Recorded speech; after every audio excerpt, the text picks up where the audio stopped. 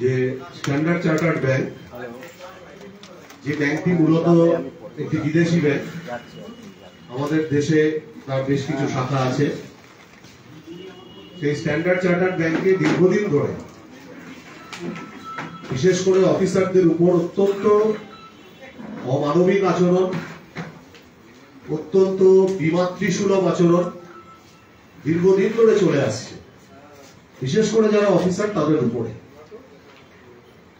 এবং এর বিরুদ্ধে আপনারা পরবর্তীকালে শুনবেন, আমাদের স্টেট সেক্রেটারি বলবেন, আমাদের ফরমার স্টেট সেক্রেটারি বলবেন, এবং তার সাথে সাথে উপস্থিত আছেন স্ট্যান্ডার্ড চার্টার্ড ব্যাংকের আমাদের আইবকের যে affiliate association of standard chartered bank officers, তার জেনারেল সেক্রেটারি উপস্থিত আছেন, তারা বলবেন বিস্তারিত। তো এই যে দীর্ঘদিন ধরে এমন একটা জায়গা আমরা যখন প্রথম শুনি যে স্ট্যান্ডার্ড চার্টার্ড ব্যাংকে যারা ক্লারিক্যাল স্টাফ, এমনকি যারা হচ্ছে যে ক্লাস 4 স্টাফ, ড্রাইভার ইত্যাদি, তাদের বেতন অফিসারদের থেকে বেশি, অথচ তারা একটা নির্দিষ্ট সময় পর্যন্ত কাজ করেন ব্যাংকে, 10টার সময় আসেন, 5টার সময় চলে যান। কিন্তু অফিসারদের সকাল 8:30 9টা থেকে শুরু করে রাত 8:30 9টা পর্যন্ত তাদের কাজ করতে হয়, কিন্তু তাদের বেতন হচ্ছে ক্লারিক্যাল বা এই সাব স্টাফের থেকে কম। এই দীর্ঘদিন ধরে এই চলছে, তার জন্য ওখানকার অফিসাররা ক্ষুব্ধ হয়ে, তাদের কোনো সংগঠন ছিল না, অল ইন্ডিয়া ব্যাংক অফিসার্স কনফেডারেশনের কাছে তারা যখন এগুলো বলে, তখন all India bank officers confederation একটি সংগঠন স্ট্যান্ডার্ড চার্টার্ড ব্যাংকে তৈরি করে, এবং সেই সংগঠন বিগত 2 বছর ধরে ওখানে অনেক লড়াই চালিয়ে গেছে নিজেদের অধিকারের জন্য, নিজেদের মাথা তুলে কাজ করার জন্য যে লড়াই আন্দোলন করা দরকার সেগুলো তারা চেষ্টা করেছে। ম্যানেজমেন্ট বিভিন্ন ভাবে এদেরকে চেষ্টা করেছে এদেরকে দমিয়ে দেওয়ার, কিন্তু শেষ পর্যন্ত তারা কোনো মতেই যখন দেখছে যে দমাতে পারছে না, তারা অত্যন্ত অগণতান্ত্রিক এবং বলতে গেলে প্রতিশোধমূলক স্পৃহা যে একটা ম্যানেজমেন্টের থাকতে পারে সেটা তারা দেখিয়ে দিয়েছে। সম্প্রতি 6 জন এবং এখন আজকে মিলিয়ে 7 জন এই যে সংগঠন, সেই সংগঠনের প্রেসিডেন্ট এবং জেনারেল সেক্রেটারি সহ 7 জন সদস্যকে তারা হঠাৎ করে তাদেরকে বলে যে তোমাদের আর দরকার নেই ব্যাংকে, তোমাদেরকে ব্যাংক থেকে বসিয়ে দেওয়া হলো। অর্থাৎ আমাদের সত্যি করেই অবাক, আপনারা সাংবাদিক বন্ধুরা আছেন, যে আমাদের দেশে এমনকি লেবার লয়ের এমন অবস্থা হয়ে গেছে যে হঠাৎ করে এইভাবে বলে দেওয়া যায় কাউকে, এরা তো কোনো ডেইলি ওয়েজের কর্মচারী নন, কোন 100 দিনের কাজ এনারা করছেন না, এনারা ব্যাংকের আধিকারিক, কিন্তু তাদেরকে হঠাৎ করে একদিন বসিয়ে দেওয়া হলো। তাও চিন্তা করুন কতটা অমানবিক। সামনে আমাদের পশ্চিমবঙ্গের সব থেকে বড় উৎসব দুর্গাপুজো, সেই দুর্গাপুজোর ঠিক আগে যেভাবে উত্তরবঙ্গের চা বাগান বন্ধ হচ্ছে, ঠিক সেইভাবে এনাদেরকে বসিয়ে দেওয়া হলো। তো স্বাভাবিকভাবে all India bank officers confederation বসে থাকবে না, এবং এর শেষ দেখে ছাড়বে all India bank officers confederation. এনাদের বসিয়ে দিয়ে যেদিন দেওয়া হলো শুক্রবার, সঙ্গে সঙ্গে এই 1 ঘন্টার মধ্যেই কিন্তু অল ইন্ডিয়া ব্যাংক অফিসার্স কনফেডারেশনের আমাদের সর্বভারতীয় যে জেনারেল সেক্রেটারি কমরেড রূপম রায়, উনি সঙ্গে সঙ্গে কিন্তু এটা নিয়ে উদ্যোগ নিয়েছেন। প্রেস রিলিজ তৈরি হয়েছে, প্রেস রিলিজ দেওয়া হয়েছে সমস্ত লিডিং নিউজ পেপারে গোটা ভারতবর্ষে, সেই প্রেস রিলিজ বেরিয়েছে। সমস্ত লোকসভা এবং রাজ্যসভা মিলিয়ে সমস্ত এমপিকে পার্সোনালাইজড হোয়াটসঅ্যাপে তাদেরকে মেসেজ দেওয়া হয়েছে, বিভিন্ন চিঠি তৈরি হয়েছে, সেগুলো যাচ্ছে লেবার মিনিস্ট্রি থেকে শুরু করে চিফ লেবার কমিশনার থেকে শুরু করে যেখানে যেখানে যাওয়া উচিত, আরবিআই এর গভর্নর, ফিনান্স মিনিস্ট্রি, সব জায়গায় সেই চিঠি যাচ্ছে। এবং all India bank officers confederation কিন্তু পরিষ্কারভাবে বলে দিয়েছে, যেটা আমাদের স্টেট সেক্রেটারি তার বক্তব্যে পরিষ্কারভাবে বলবেনও, যে আমরা এর শেষ থেকে ছাড়বো এদেরকে যতক্ষণ পর্যন্ত না আবার কাজে সসম্মানের সাথে ফিরিয়ে দেওয়া হচ্ছে। আমরা একটা টাইমলাইন বেঁধে দেব, গোটা ভারতবর্ষের ব্যাংক ইন্ডাস্ট্রি কিন্তু অচল হয়ে যাবে। এটা কিন্তু অল ইন্ডিয়া ব্যাংক অফিসার্স কনফেডারেশনের general secretary comrade Rupam Roy কিন্তু এই সিদ্ধান্ত নিয়ে নিয়েছেন। তো সুতরাং আজকের এই সাংবাদিক সম্মেলনে আপনারা যা যা শুনবেন এখানে, আমরা আশা করব যে আপনারা পাশে দাঁড়াবেন এই আন্দোলনের, এই আমাদের যে প্রচেষ্টা, এর পাশে আপনারা দাঁড়াবেন এবং আপনাদের যে মিডিয়া আছে, ইলেকট্রনিক হোক বা প্রিন্ট মিডিয়া হোক, তার মাধ্যমে আপনারা এটাকে প্রচার করুন, সাধারণ মানুষের কাছে পৌঁছে দিন, যাতে করে এই লড়াই আমরা যেন, অবশ্যই আমরা নয়, দেশের মানুষ, এটা আমাদের লড়াই নয়, এটা সাধারণ মানুষের লড়াইয়ে এটাকে নিয়ে যেতে হবে, যাতে করে এই ধরনের যে চিন্তা ভাবনা, এটা আজকে স্ট্যান্ডার্ড চার্টার্ড ব্যাংক যে করে দেখাতে পেরেছে, এই ধরনের চিন্তা ভাবনা যেন আর কোনো ইনস্টিটিউশন বা কোনো হচ্ছে যে মালিক পক্ষ তারা যেন না নিতে পারে। ধন্যবাদ। প্রারম্ভিক বক্তা চালক আজকের এই প্রেস মিটে comrade Prabir Sarkar, all India bank officer confederation Paschimbanga রাজ্য কমিটির সিনিয়র ভাইস প্রেসিডেন্ট এবং all India personnel secretary, general secretary Rupam Roy. এখানে আমরা খুব আনন্দিত, ট্রেড ইউনিয়নের এই মুহূর্তে ব্যাংকিং ট্রেড ইউনিয়নে, বিশেষ করে সারা ভারতবর্ষ তো বটেই, আমাদের ওয়েস্ট বেঙ্গলের অন্যতম নেতা কমরেড সঞ্জয় দাস, প্রাক্তন রাজ্য সম্পাদক এবং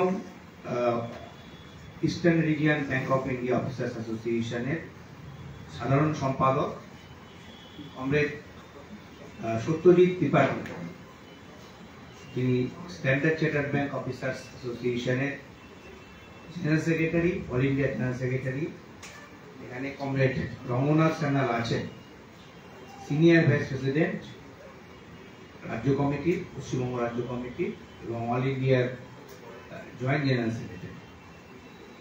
এরা রয়েছি আমরা আজকে, এবং আমি Subhoy Chattopadhyay, state secretary, all India bank officer confederation রাজ্য কমিটি। আপনাদের কাছে পুজোর মরশুম আমরা যথারীতি প্রেস রিলিজ করেছি এবং প্রারম্ভিক ভাষে বলে দিয়েছেন কমরেড প্রবীর সরকার আজকের উদ্দেশ্য কি। কমরেড সঞ্জয় দাস বিস্তারিত বলবেন।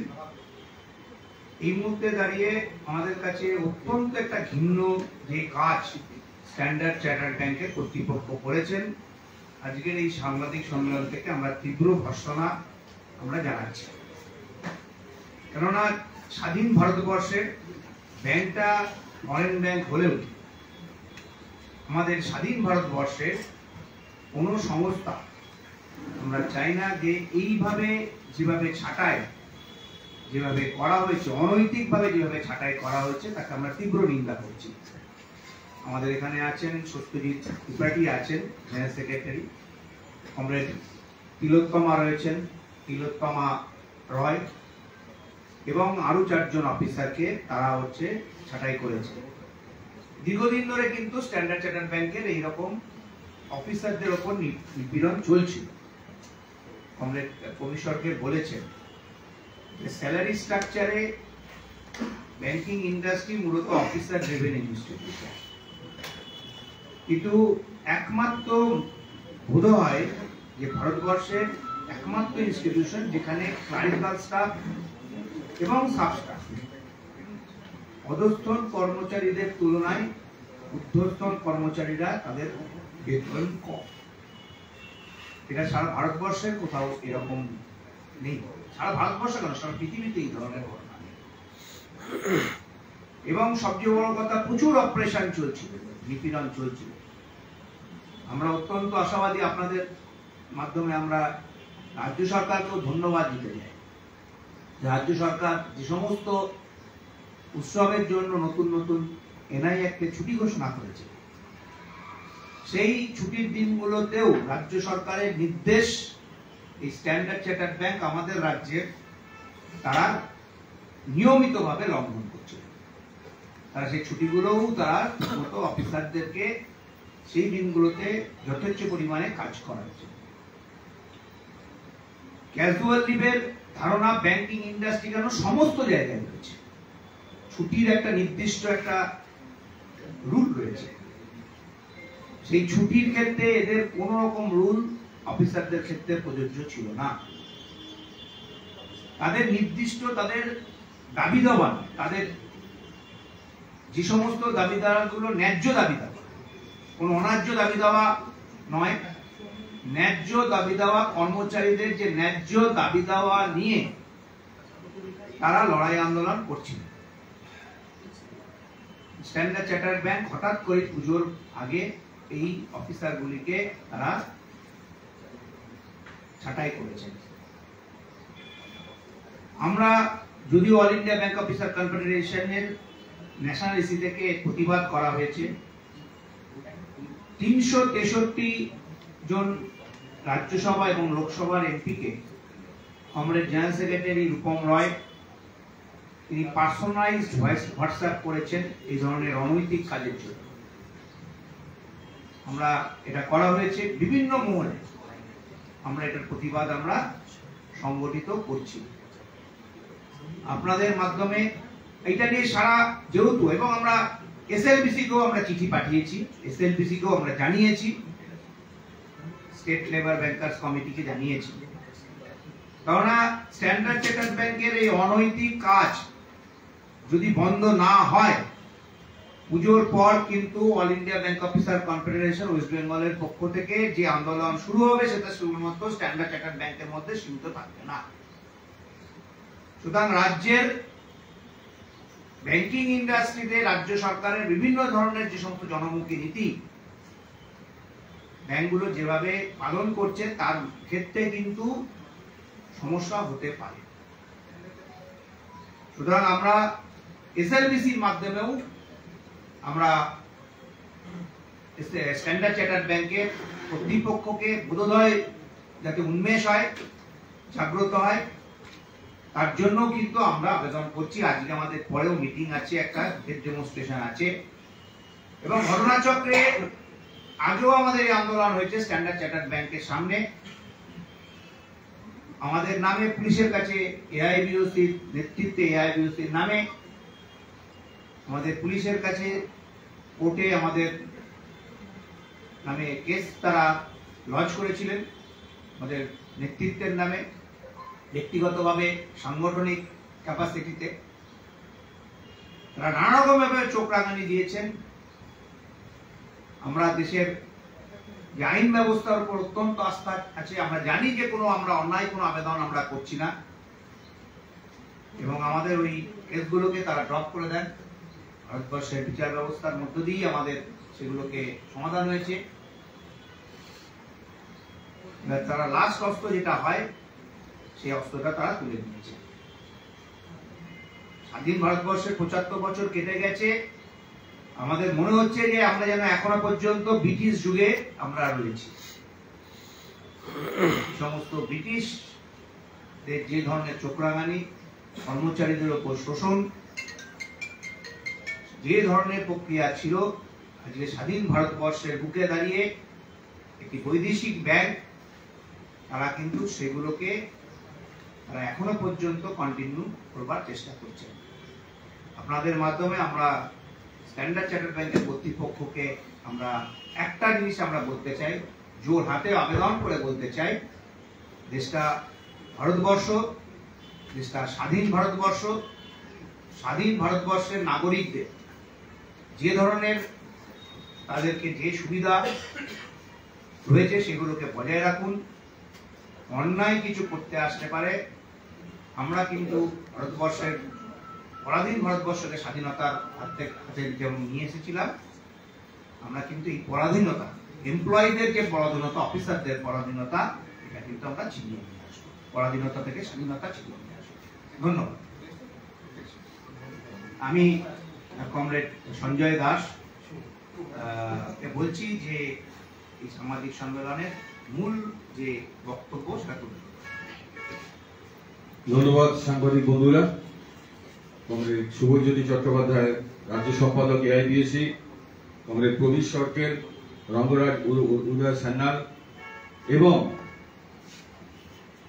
যে ব্যাংকটির সম্পর্কে আজকে আমরা আপনাদের সামনে বলছি, স্ট্যান্ডার্ড চার্টার্ড ব্যাংক, তাদের যে দুজন যে ভিকটিম, সত্যজিৎ ত্রিপাঠী এবং তিলোত্তমা, তারা দুজনই উপস্থিত আছে। আজকে আপনারা প্রেক্ষিতটা শুনলেন এবং গত 18 সেপ্টেম্বর যে ঘটনাটি স্ট্যান্ডার্ড চার্টার্ড ব্যাংকের কর্তৃপক্ষ করে দেখালো, তাতে কিন্তু শুধু স্ট্যান্ডার্ড চার্টার্ড ব্যাংক নয়, সারা দেশের সমস্ত ব্যাংকিং সেক্টরে কর্মরত সমস্ত কর্মীবৃন্দ কিন্তু ভীত, সন্ত্রস্ত, এবং সেই সঙ্গে সঙ্গে তারা কিন্তু আগামী দিনে তাদের পথ নির্দেশিকা অনুযায়ী অ্যাসোসিয়েশন ইউনিয়নসের আন্ডারে অল ইন্ডিয়া ব্যাংক অফিসার্স কনফেডারেশনের ডাকা সমস্ত কিছুতে তারা কিন্তু সামিল হয়ে ভারতবর্ষের অর্থনীতিকে বানচাল করে দেওয়ার যে তারা কিন্তু তাদের মনের মধ্যে মনোবাঞ্ছা তারা কিন্তু অলরেডি পোষণ করে ফেলেছে। কারণ এটা হচ্ছে আমরা বুঝতে পারছি, যেটা কমরেড শুভজ্যোতি বলছিল যে হ্যাঁ ব্রিটিশ পিরিয়ড, আমি তো পুরো ব্রিটিশ পিরিয়ড নয়, এটা মধ্যযুগীয় যে বর্বরতা, সেই মধ্যযুগীয় বর্বরতার জায়গায় আমরা চলে গেছি।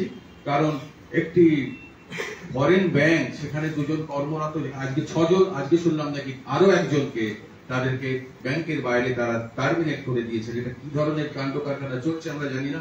সাধারণ ভারতবর্ষে এইভাবে কিভাবে চলতে হয়, কিভাবে চলতে পারে, হতে পারে এটা একটা বিদেশি ব্যাংক, কিন্তু সেখানে যারা কাজ করেন তারা কিন্তু স্বাধীন ভারতবর্ষের নাগরিক। স্বাধীন ভারতবর্ষের নাগরিকের কিন্তু সাংবিধানিক যে অধিকার, সেই অধিকার কেড়ে নেওয়ার দায়িত্ব কিন্তু কোন সংস্থার নেই। আমরা তার বিরুদ্ধে কিন্তু গর্জে উঠবো, কারণ এটা টোটালি একটা ইলিগাল, এটা আরবিট্রারি, এবং এটা একটা ডেরোগেটিভ ডেলিবারেট অ্যাটেম্প্ট। এটা হচ্ছে আমাদের ভারতবর্ষের যে লেবার অ্যাক্ট, যে কর্মীদের যে আইন, সে আইনকে উল্লঙ্ঘন করা হয়েছে। এবং ইন্ডাস্ট্রিয়াল ডিসপিউট অ্যাক্টের 23 নম্বর ধারায় যে ইন্ডাস্ট্রিয়াল ডিসপিউট অ্যাক্টও কিন্তু এটা উল্লঙ্ঘন করা হয়েছে। কারণ এটা এই তারা যে টার্মিনেশন নোটিশটা যখন দিয়েছিলেন, তখন কিন্তু একটা ইন্ডাস্ট্রিয়াল ডিসপিউট অ্যাক্টের আন্ডারে একটা কেস চলছিল সেন্ট্রাল ট্রাইব্যুনাল আন্ডারে, এবং লেবার কোর্টে একটা কেস কিন্তু চলছিল, এবং নভেম্বর মাসে তাদের কিন্তু নেক্সট শুনানির ডেট কিন্তু ধার্য ছিল। এর মতো অবস্থায় একটা ম্যাটার যেখানে সাবজুডিস, সেই সাবজুডিস ম্যাটারকে উল্লঙ্ঘন করে কি করে একজনকে টার্মিনেট করা যায়, এটা আমরা জানি না, সাধারণ ভারতবর্ষের মানুষও কিন্তু জানেন না। আমাদের এর বিরুদ্ধে কিন্তু আমরা আন্দোলনে সোচ্চার হওয়া, সেটা ঠিকই বলেছে, এবং সঙ্গে সঙ্গে তার 24 ঘন্টার মধ্যে আমাদের রূপম রায় একটা ব্যর্থহীন ভাষায় সারা ভারতবর্ষ ব্যাপী একটা সার্কুলার ইস্যু করেছে, এবং আমরা সেটা নিয়ে একটি টুইটও করেছিলাম, একটা অভূতপূর্ব সাড়া পেয়েছি। তার থেকে আমরা বুঝতে পারছি সারা ভারতবর্ষে সমস্ত ব্যাংকিং সেক্টর এই ব্যাপারে কিন্তু চিন্তিত। আমি বলবো এটা শুধু ব্যাংকিং সেক্টরে নয়, এটা আপনাদেরও প্রত্যেকটি সেক্টরে কিন্তু এই যে সাপ্রেশন, অপারেশন, এক্সপ্লয়টেশনের যে একটা চিন্তা ধারা চলে আসছে, এটা প্রত্যেকের ক্ষেত্রে যে যেখানে কাজ করেন সেখানে কিন্তু এটা কার্যকরী হবে। যদি আমরা এই স্বাধীন ভারতবর্ষের নিয়ম না মেনে সাধারণ মানুষের যে একটা বেঁচে থাকার অধিকার, সেই অধিকারকে যে উল্লঙ্ঘন করার যে প্রচেষ্টা, সেই প্রচেষ্টাকে যদি রুখে দাঁড়াতে না পারি, তাহলে কিন্তু আমরা যেটা বলি না, injustice anywhere is a threat to the justice anywhere, injustice anywhere is a threat to the justice everywhere. এবং ইনজাস্টিসের বিরুদ্ধে আন্দোলন করতে গেলে, প্রতিবাদ জানাতে গেলে কিন্তু কোনো লোকাস্ট্যান্ডি লাগে না। যে আমরা যার জন্য প্রত্যেকটি মানুষকে আহ্বান করব, যে স্তরে কাজ করে থাকুন, আপনারা এর বিরুদ্ধে সোচ্চার হন। কারণ এটা কিন্তু একটা টেস্টিং, এই টেস্টিং চলছে। এই টেস্টিং যদি সাফল্যমণ্ডিত হন, তাহলে প্রতিটি সেক্টরে কিন্তু এই ধরনের সাপ্রেশন, অপারেশন, এক্সপ্লয়টেশন আসবে। আজকে দেখেছেন টিসিএস সেক্টরে তাদেরকে কিন্তু বলছে স্কিল মিসম্যাচ, এখানে বলছে রিডান্ডেন্সি, অন্য কোনো কিছু কারণ নেই। তাদের বিরুদ্ধে কিন্তু কোনো অ্যালিগেশন নেই যে তারা কোনো খারাপ কাজ করেছেন বা কিছু করেছেন, কিচ্ছু নয়, শুধু বলছে রিডান্ডেন্সি। রিডান্ডেন্সি বলছেন ঠিকই, আমি যদি মানিও রিডান্ডেন্সি, যাদেরকে বরখাস্ত করছেন তার জায়গায় কিন্তু অন্যদিনই অন্য লোককে কাজ করতে দেখা যাচ্ছে, তাহলে কিসের রিডান্ডেন্সি? তার মানে হচ্ছে আপনার সিম্পলি হচ্ছে যারা একটুখানি সংগঠনমুখী এবং সংগঠনের তরফ থেকে বিভিন্নভাবে বিভিন্ন জায়গায় যেভাবে যেটা বলছিল কমরেড শুভজ্যোতি, যে ক্লারিক্যাল স্টাফ অফিসারের থেকে কম স্যালারি পায়, এনআই অ্যাক্টের যে ছুটি, সেই ছুটি পর্যন্ত তাদেরকে ডিনাই করছে। তাদের বিরুদ্ধে যদি আপনি আওয়াজ তোলেন, সেই আওয়াজটাকে বন্ধ করার জন্য কিন্তু এই কাণ্ডটা ঘটাচ্ছেন। মানে মানুষের, যেটাকে আমরা বলি না থ্রটলিং অফ দ্য ভয়েস, মানুষের যে ভয়েস, সেই ভয়েসকে স্তব্ধ করে দেওয়ার কিন্তু একটা প্রচেষ্টা।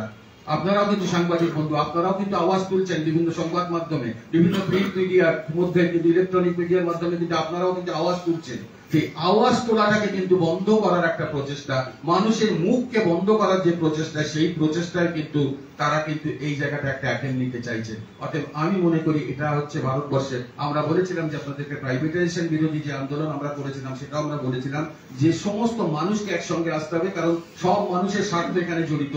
তার থেকেও আমি বলবো এই ধরনের যে ড্রাকোনিয়ান যে অ্যাটাক, এই ড্রাকোনিয়ান অ্যাটাক কিন্তু আরো বেশি করে সাথে সমস্ত মানুষকে সমবেত হতে হবে। কারণ প্রত্যেকটা মানুষের, এই যেটা বলছিল পুজোর আগে, বলুন তো পুজোর আগে আপনার বাড়ির যে যারা কাজ করেন ঝি চাকর, তাদেরকে কি আপনি তাড়াতে পারেন? তাড়াতে পারেন না তো, মানবিকতার খাতিরে। তাহলে এখানে একটা ব্যাংকে, একটা ফরেন ব্যাংকে কর্মরত একটা অফিসারকে, প্রেসিডেন্টকে, একটা জেনারেল সেক্রেটারিকে, তার 4 জন আরো কমিটি মেম্বারকে কি করে আপনি একটা পুজোর আগে তাদেরকে আপনি বরখাস্ত করতে পারেন? এটা কোন ধরনের মানবিকতা?